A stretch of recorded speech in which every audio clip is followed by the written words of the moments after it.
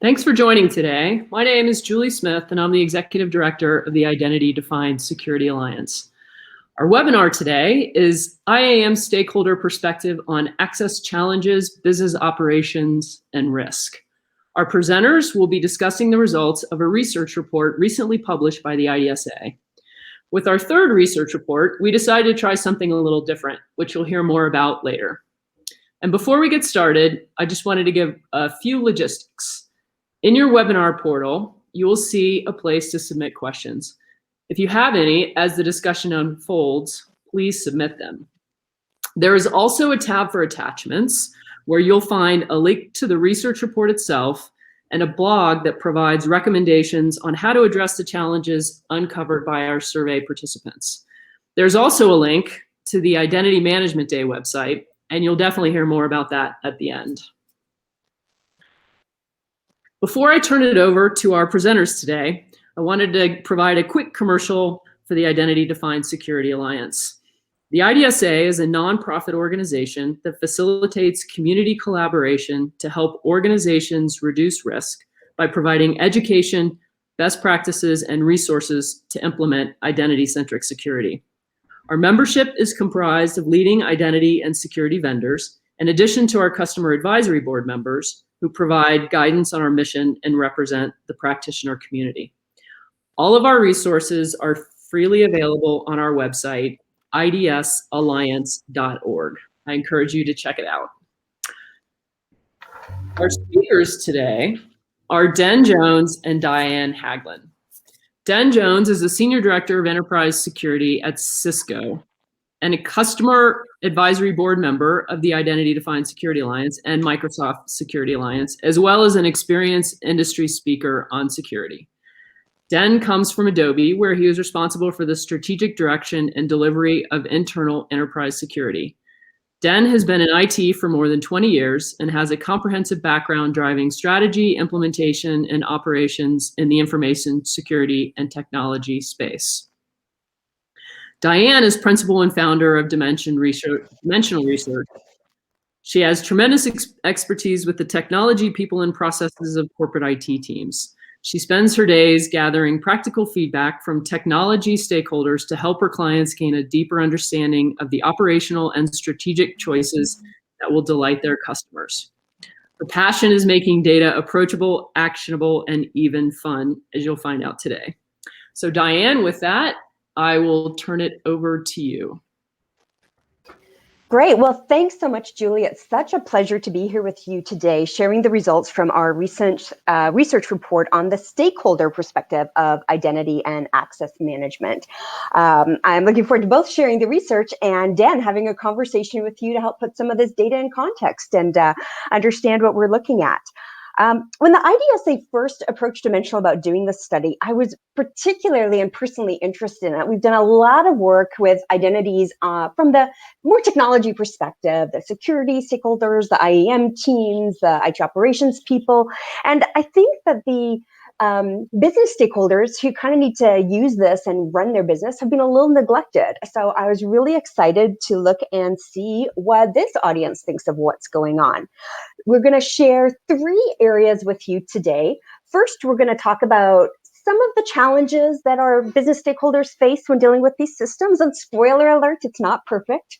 Then we're going to talk a little bit about a contradiction we found in the data where there's a real switch between the attitudes about being invested and caring about security, but maybe not behaving the right way all the time. So we'll talk a little bit about that. And then finally, we'll look at some of the things that are going on practically with some of the processes and technology and where there might be room for improvement. Now, before we dive into the findings, let's talk a little bit about what it is we're looking at. Very important when you're looking at data to know what the source is. And the information we're sharing with you today is based on an online survey of over 300 individuals in the United States. All of these individuals worked at large companies, 1,000 employees or higher. And specifically, we were looking at companies where a typical employee had to access multiple systems to get their job done. Now, that actually wasn't a very limiting factor. I think like many companies today, it's not, just white collar workers or tech workers using technology now to get their jobs done. But we did want to make sure that we were really understanding the challenges of identity.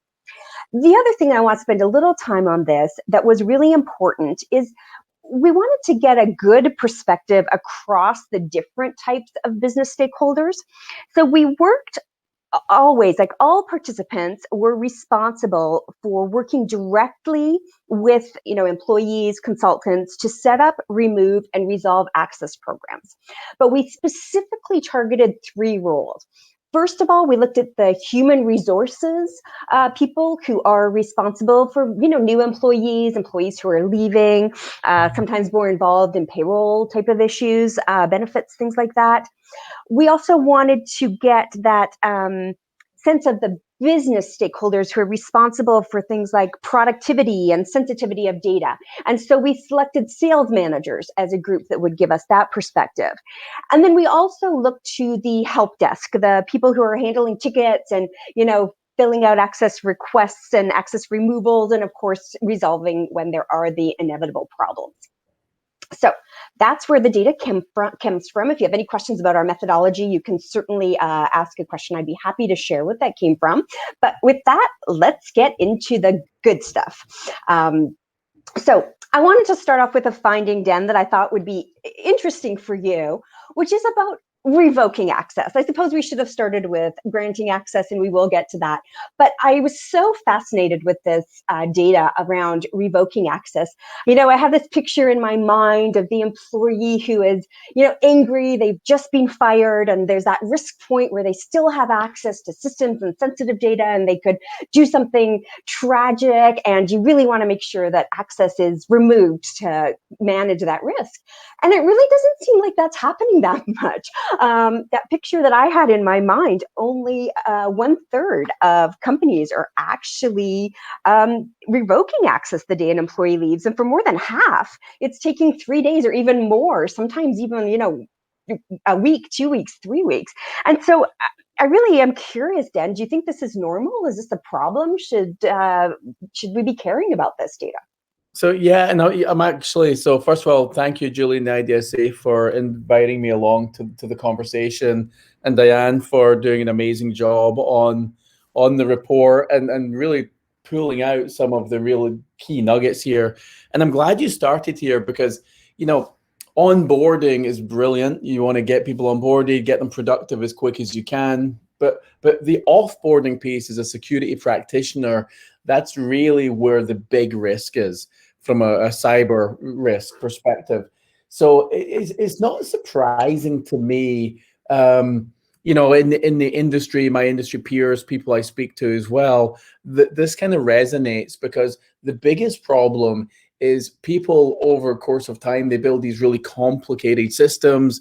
They look at their coarse grain and fine grain access controls, and then whether the applications are tied to your directory or not, or whether they've got local accounts or backdoor accounts, which are even usually admin level accounts, then revoking the access upon someone's departure, I think is still a hit or miss across the industry. It's not necessarily, maybe at Cisco now, being at Adobe before, I feel blessed because I've worked for companies that pretty much had really, really great, robust integrations in place as we go from our HR system to an identity management system to then all the other systems. But every time I speak to people, I kind of feel like I'm fortunate and at the cutting edge of the industry on where this is. And that's a little kind of depressing because it shouldn't be that complicated for people to revoke access upon departure, but surprisingly, it still is. Yeah, interesting. And Dan, I will say, and we won't have time to. For people who care, there's more in the report. But one of the I think, most worrisome pieces of data found in this study, we were looking specifically at, like, what are the outliers? What are the longest times? And we found that 1 in 5 of our sales managers actually told us that they'd had experience where it was more than a month after someone left before their access was revoked. So some of the outliers are really extreme and creating a lot of opportunity for bad behaviors. Yep. And I've heard of examples where there's people that had access all the way along until there was a breach or until there was data theft, and it turns out that it was a local account on the application as opposed to a directory enabled account, and people just didn't even know that account still existed. So whenever you're reading through some of these breach reports, it's great to prize those nuggets out, because they are a huge part of why data is stolen from companies after people have departed. Yeah, and preventable, right? So Totally preventable. Yeah. Okay, so now let's look at that beginning, which is getting access to corporate systems. This project happened, I think, at a really interesting time for me, because my teenage daughter just started her first job. She's a cashier at a major grocery store chain. And, I was remembering when I started my job, it took forever to get, just email. And I assumed that things were better now. And looking at her experiences, it was not. It was 3 weeks until she's a cashier. She just needs payroll and her shift, information. And she actually missed a shift. My poor teenage daughter, she was so stressed out because her apps, like, she didn't have the app to tell her when she was supposed to work. And so I thought, oh, this has got to be exceptional. And it's not. You see, when you ask these stakeholders how long it takes for a new worker to get access, it's still taking a while. Only 5% have people up and running on their first day. And 72%, like almost 3/4 of people are saying, yeah, a week, 2 weeks, a month to get their employees that they're paying for up and running. And so this is, just as someone who loves efficiency, is really, I feel like we can do so much better. Yeah, it's quite alarming to kind of see these stats, but again, not surprising.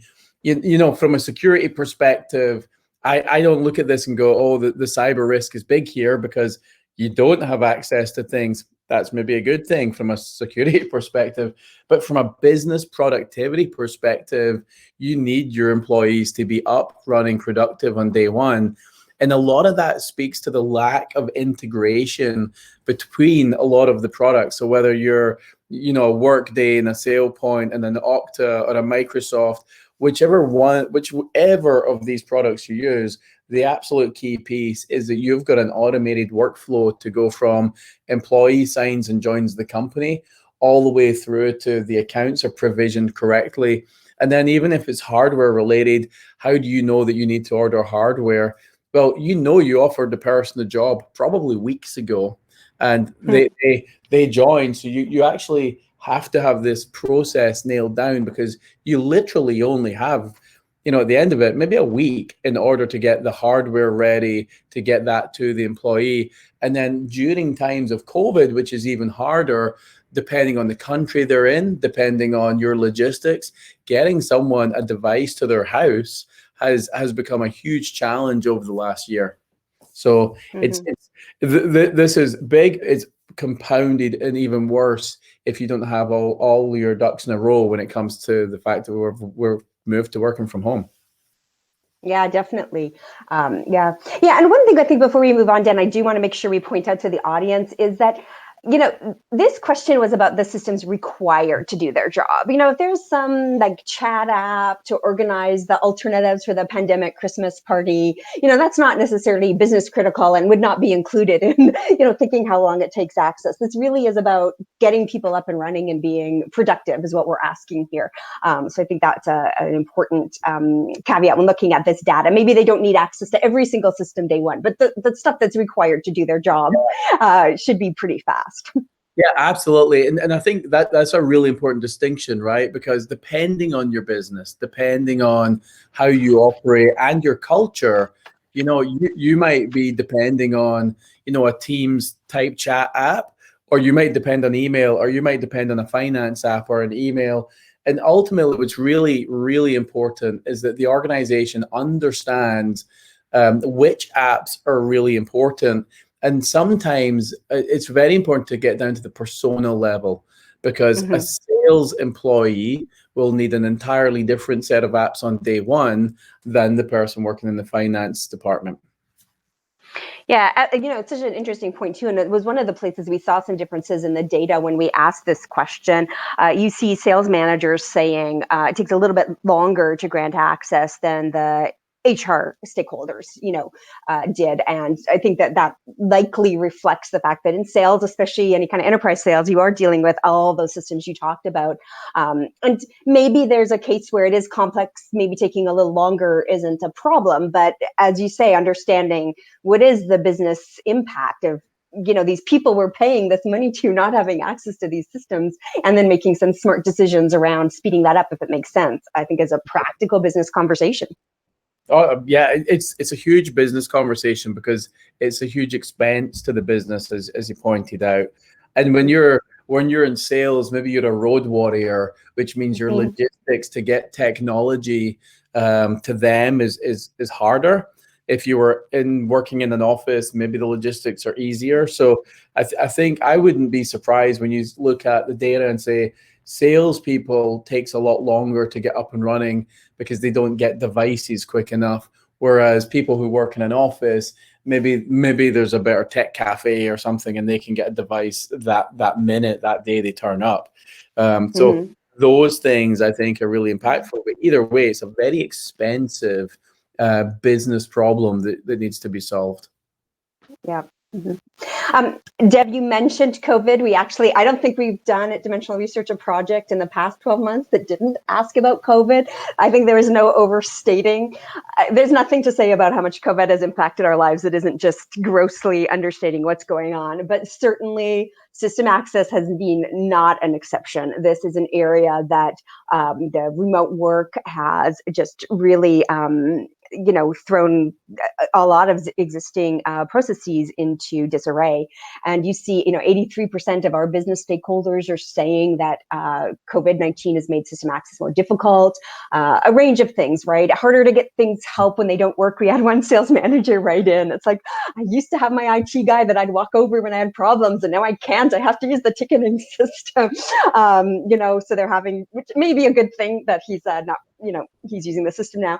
But, the need to support more personal devices, changing things that we heard a lot of that from our help desk participants, just taking longer. And that just, simple things like walking into an HR department and showing your driver's license to prove you are who you say you are. You can't do that anymore. I need to kind of come up with stuff for that.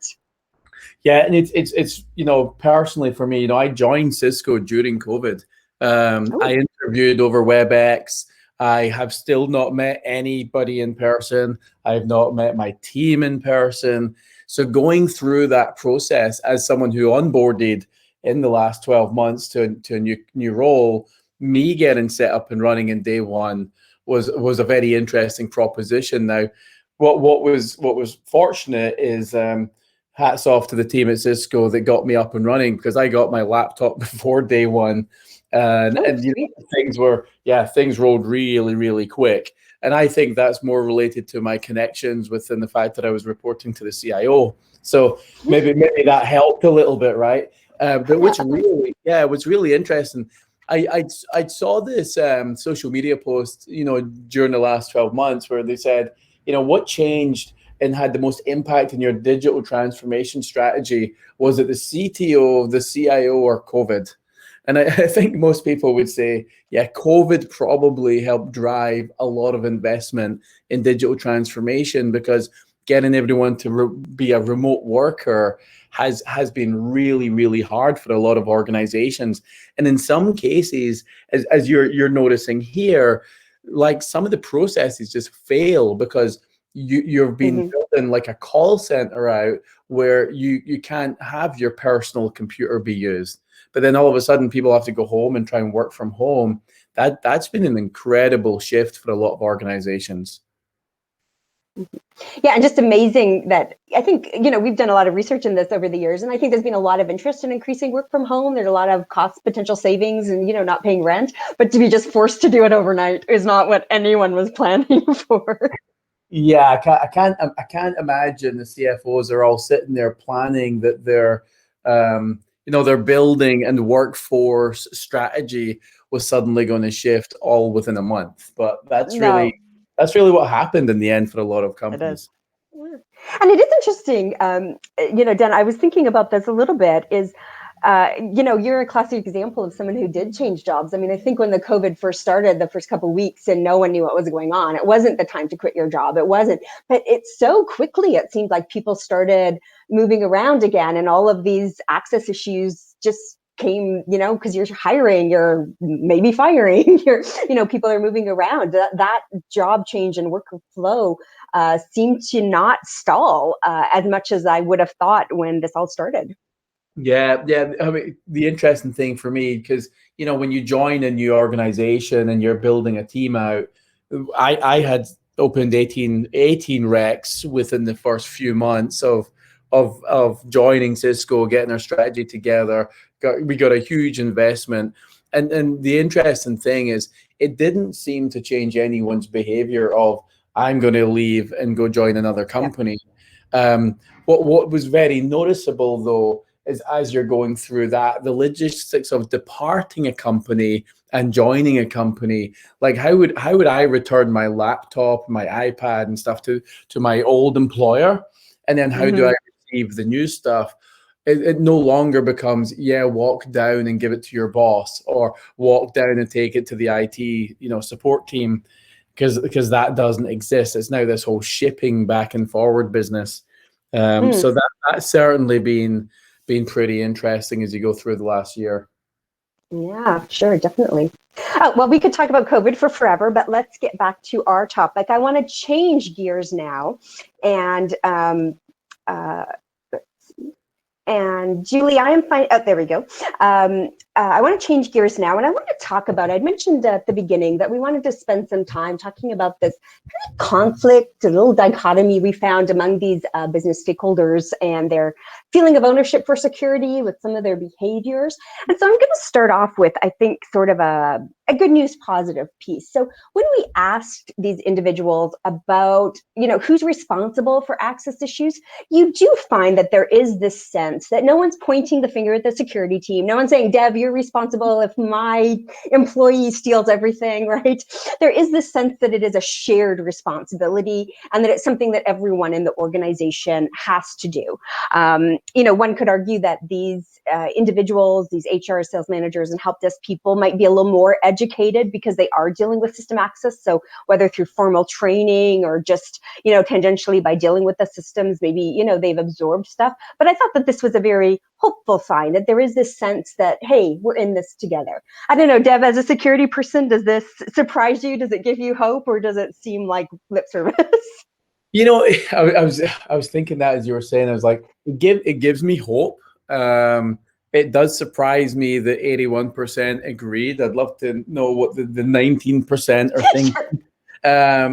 But ultimately, some of it, I also think it's a bit lip servicey, because when you actually, as a security practitioner, and you have the conversations with people, most employees want to do the right thing, but there's a couple of barriers there. One is we should try to make it easier as service delivery people for users to do the right thing. We should make it harder for them to do the wrong thing. Now, when you start to open up applications and services and data, and let's say someone in HR or finance, they want to pull data down, they want to run a report, then do they really know that they're dealing with confidential or restricted data? Do they know data classification?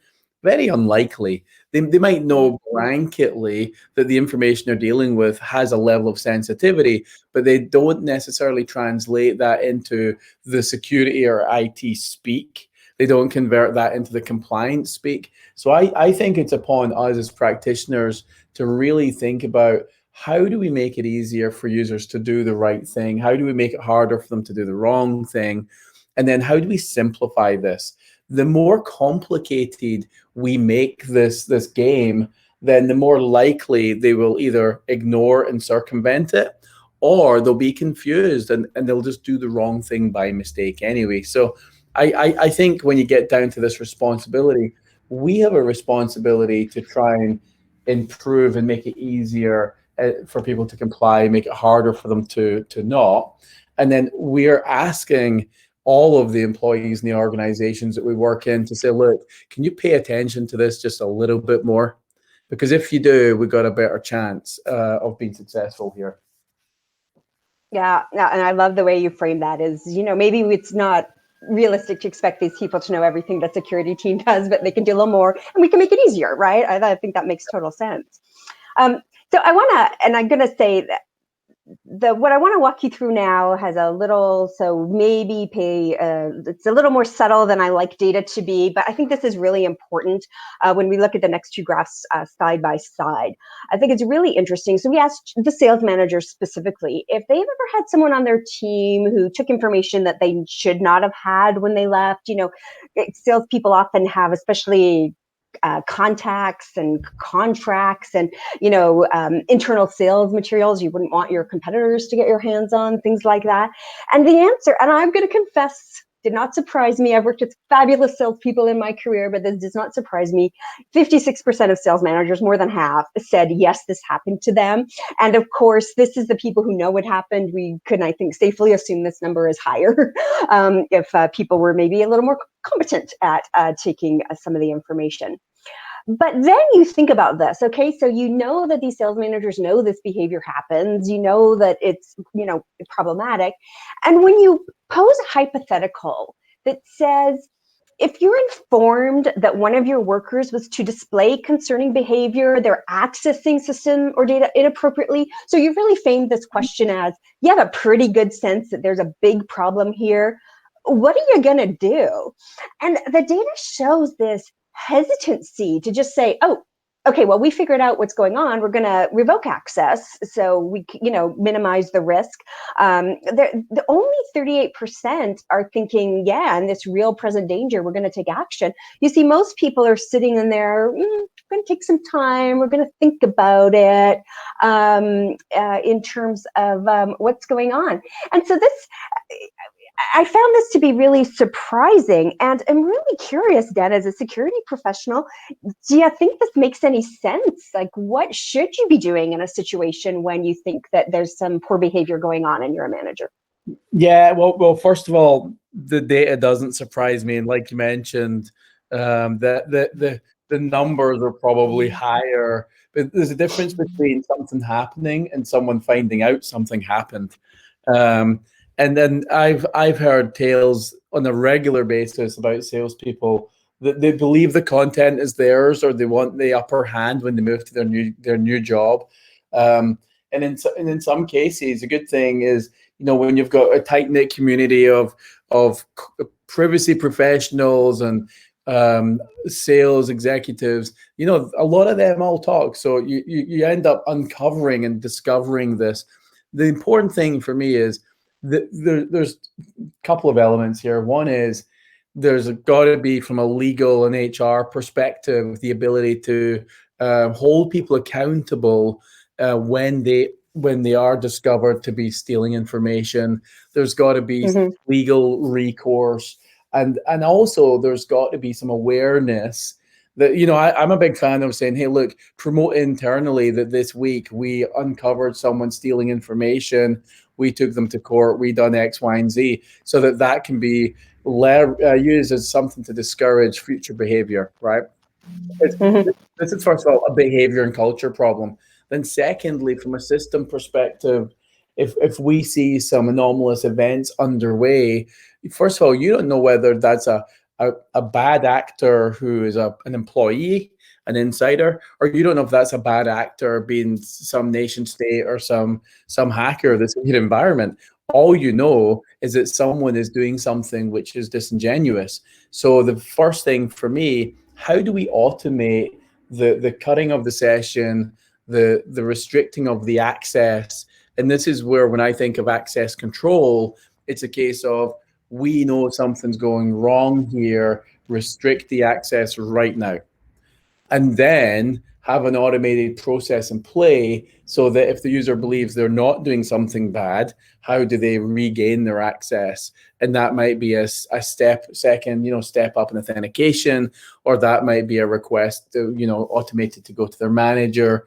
But ultimately, you need a way to change culture and change the behaviors of everybody, but you also need a way to say, look, there's guardrails and technical controls in place that we can take action.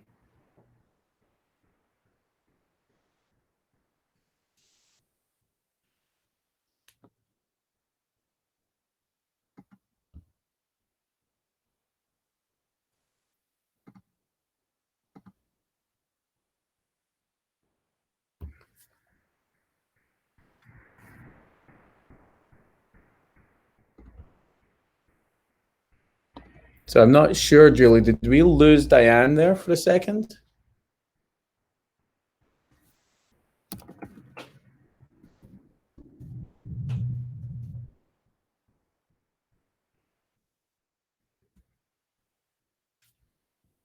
Yeah.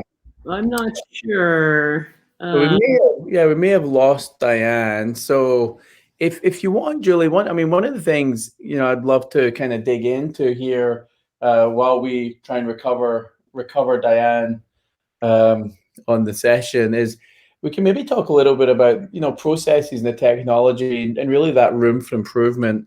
The way I think of all of these topics, and whether it's in provisioning or deprovisioning, ultimately within the industry, it all becomes a huge integration challenge. And every application you onboard, you really want to say, look, there's a minimum bar that we need to be set from an application security perspective. And that minimum bar, and when I think of the IDSA and I think of all the members that we have there, our conversations within the IDSA is how do we enable and showcase integrations between all of our members' technology. So when I translate that into this topic, if we have better integrations between Workday and SailPoint and Okta and Microsoft and everybody else, then we get to a situation to say, I want to look at this use case as it goes through. And then depending on the personas, I want that use case to be the onboard use case, the birthrights when you join a company. The basics are there for day one, but then ultimately the self-service capabilities, the experience, and all of those things, they get to be in a situation where users can get what they need quicker, but it's got to be self-service. And there's a difference between your birthright when you join as a joiner and we onboard you, and then when you're leaving, the first thing for us is, look, just revoke the account. It doesn't have to be a full-on go through group memberships and fine-grained access controls, but we need to, as businesses, understand where you would do that revocation at the end of your employment. The other thing is, depending on your level of security posture, you might get to a situation where when we know you're leaving, when you submit in Workday or your HR system that you are departing, that could be a trigger for us then to push some agent to your device, because we might want more scrutiny on your device the minute that we know that you've resigned, right? So that becomes really, really important as you're going through from a technology stack. The other thing that Diane touched on is culture. And I want to just kind of make sure, let me go through here. Hi, this is Diane. I'm back. Our power went out in the entire town, but I'm here on my phone. Hopefully my audio is okay. I apologize for that. Not that I made the power go out. Perfect. Yeah, you've got to pay your power bill. Maybe that's part of the... Oh, is that what I did wrong? See, Dev, you are, Den, you are the expert here. So anyway, keep going, and I will dive in when we're ready. Well, we can hand back to you. We're on the 7 in 10 confessing position here. So I'll let you jump in with that if you like.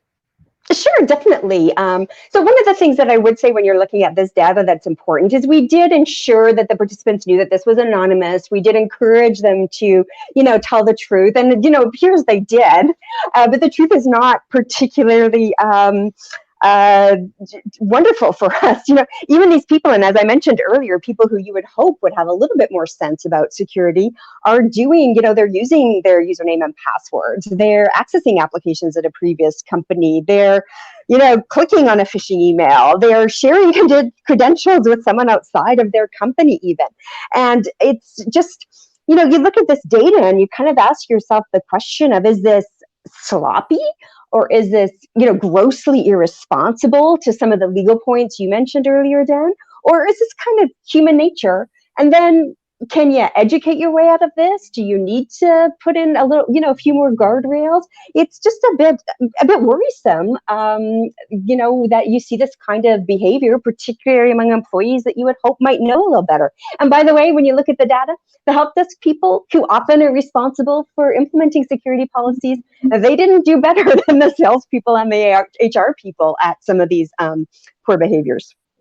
Yeah, so this is not, first of all, it's not surprising.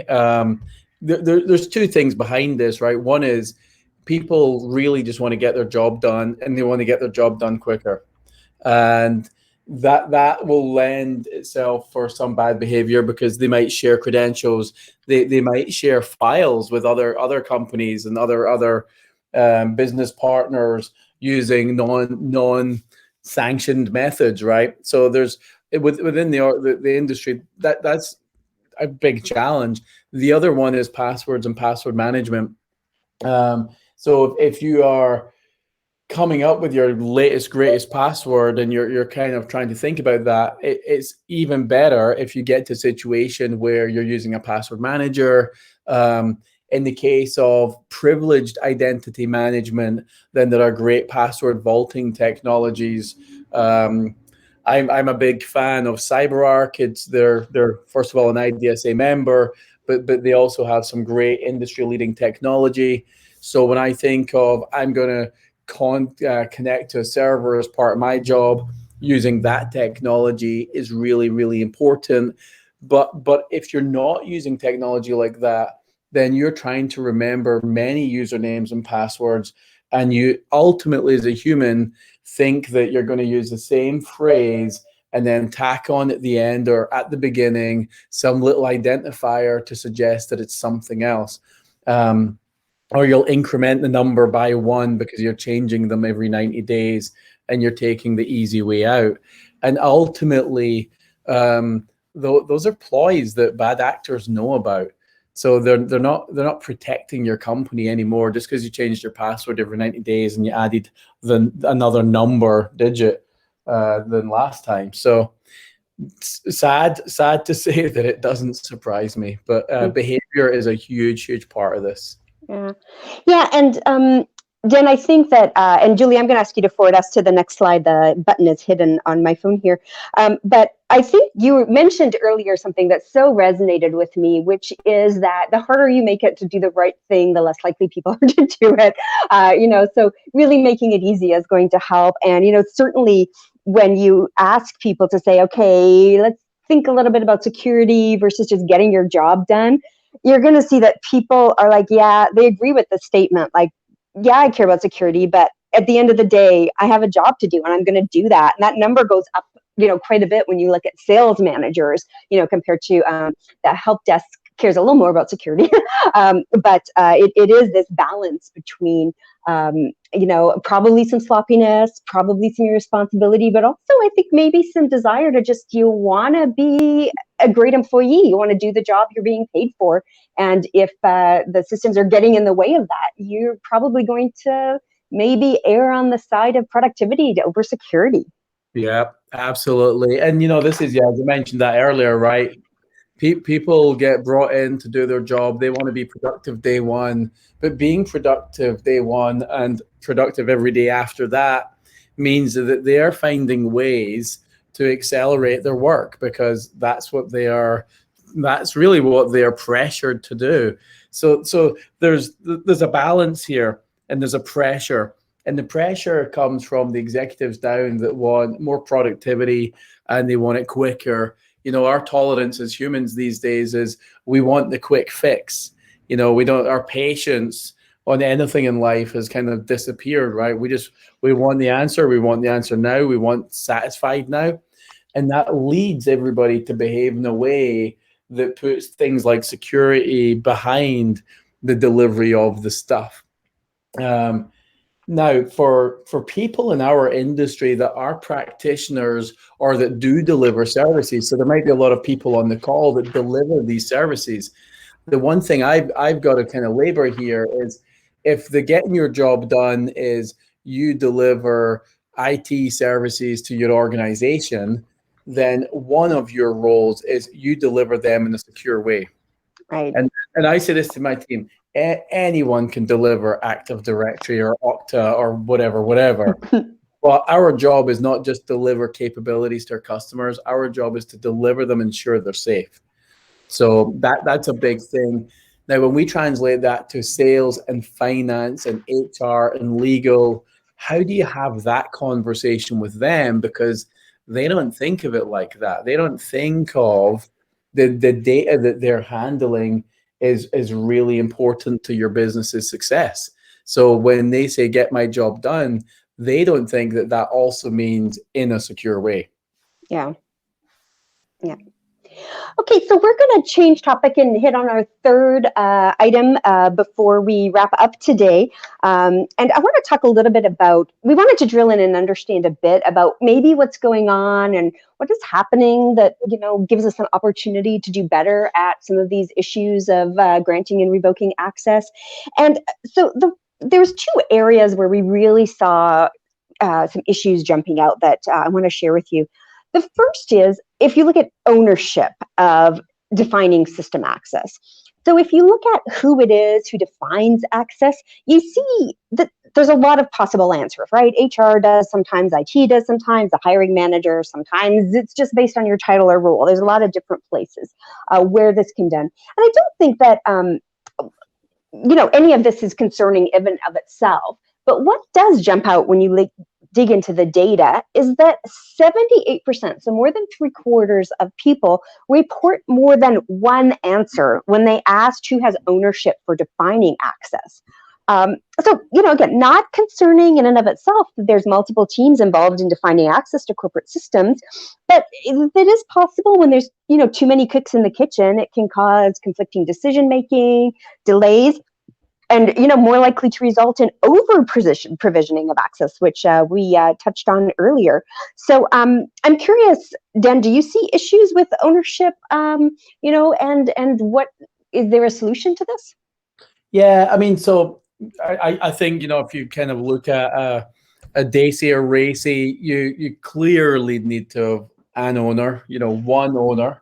Otherwise, nobody owns it. Mm-hmm. And I think of ownership, and I want to translate that to say accountability. Mm. And from an accountability, I think the first thing is who is accountable for driving and leading the policy creation when it comes to access and identities in your company.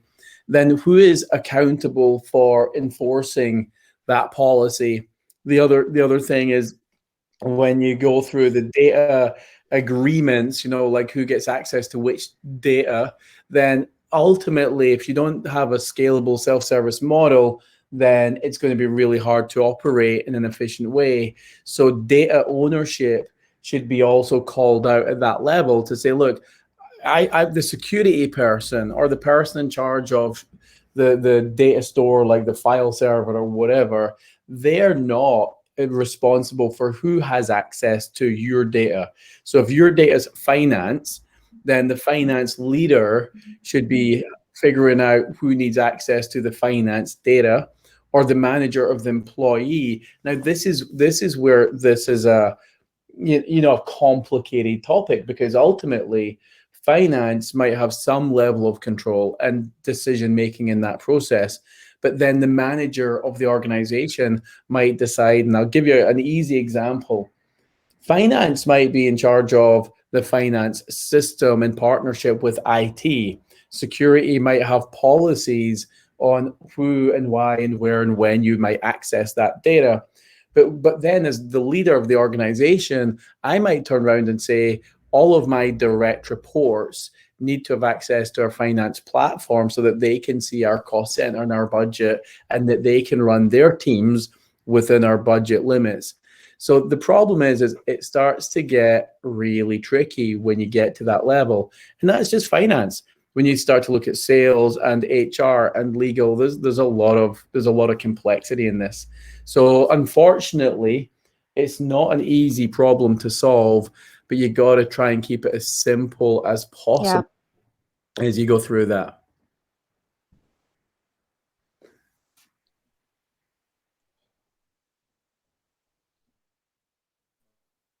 And Diana, you still there? I think we might have lost her again. Okay, so I see a question, Julie, about multi-factor biometrics. So I kind of look at this like, first of all, biometrics in an enterprise was really not really an enthusiastic thought for most companies, right? Because ultimately what was happening there was do we have noise there? So the thing, is we're getting to a situation where the consumerization of new technology and new devices, and how someone would just use Face ID in their mobile device, started to make biometrics within an enterprise more appealing and more expected.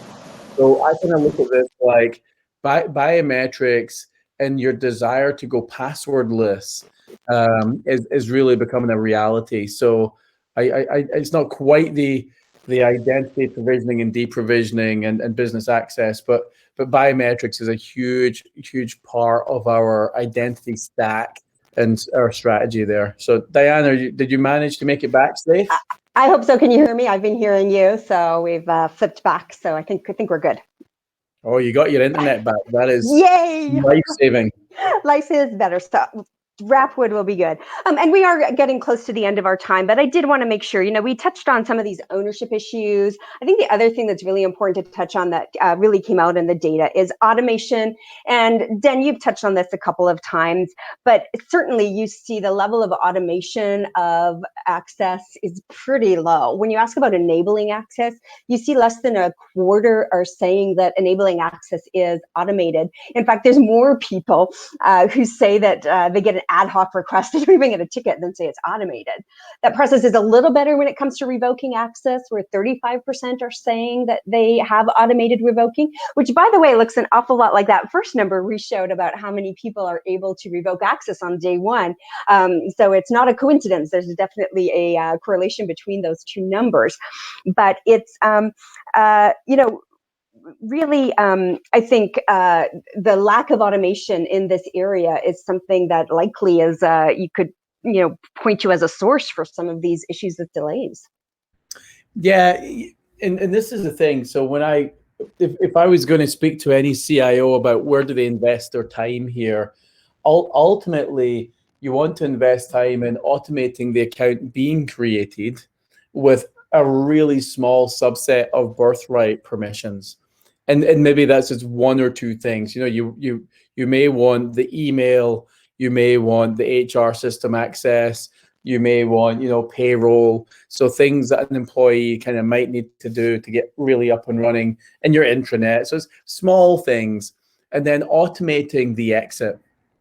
The only thing I would start off to say, if you haven't automated, is HR system to your identity management platform to disable the authentication in your directory services. So whether that's your AD environment or your Okta environment or your Microsoft Azure, but you need to disable these accounts as quick as you can.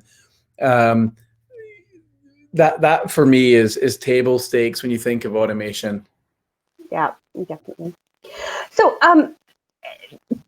that is, I think, what we wanted to share with you on the call today in terms of the research, really touching on some of these challenges with system access and some of the business impacts, looking at some of those behaviors with your stakeholders and looking at some of the, potential causes and what can be done.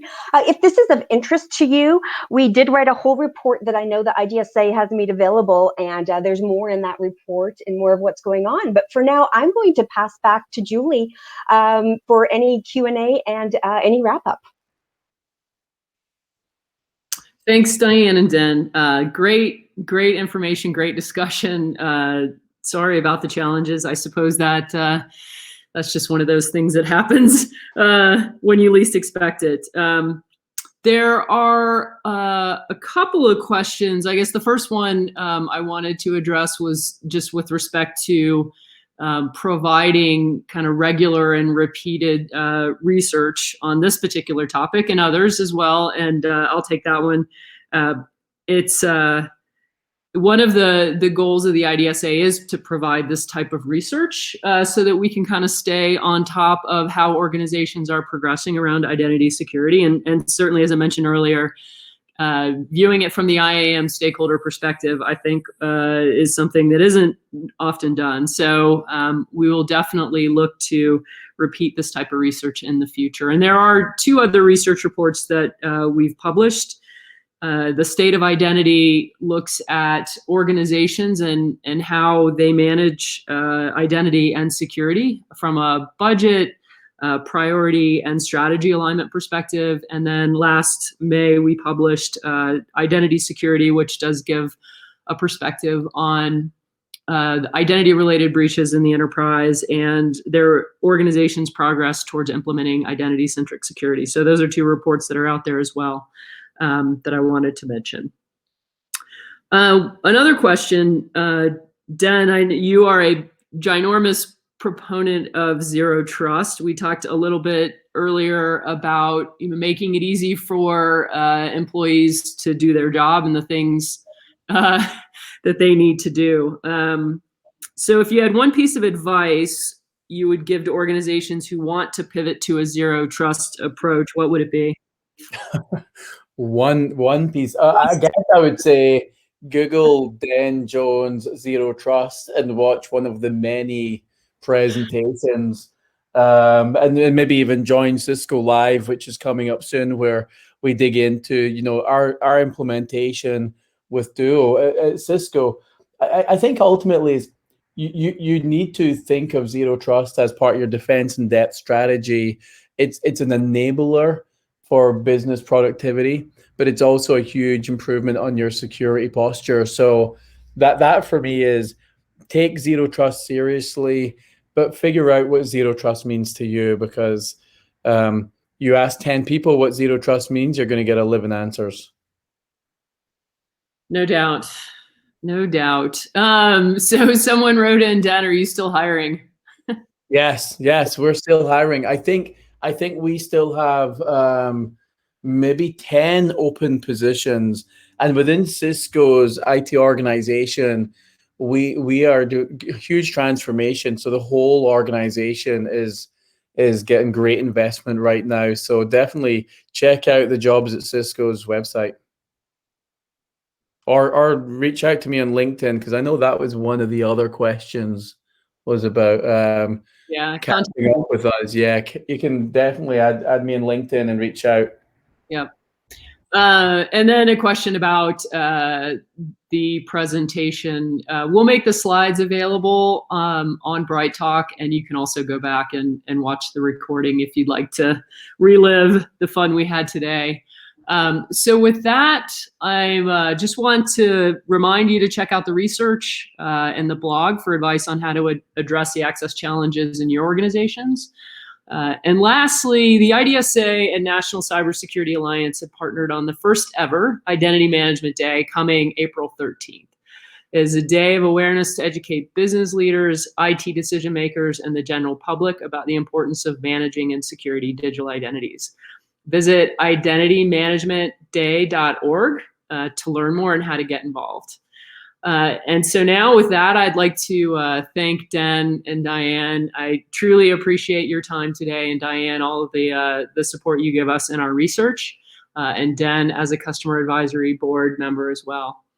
Thanks for joining the presentation today and hanging in there with our technical difficulties. Hope you have a great day. Thanks, everyone. Thanks, bye-bye.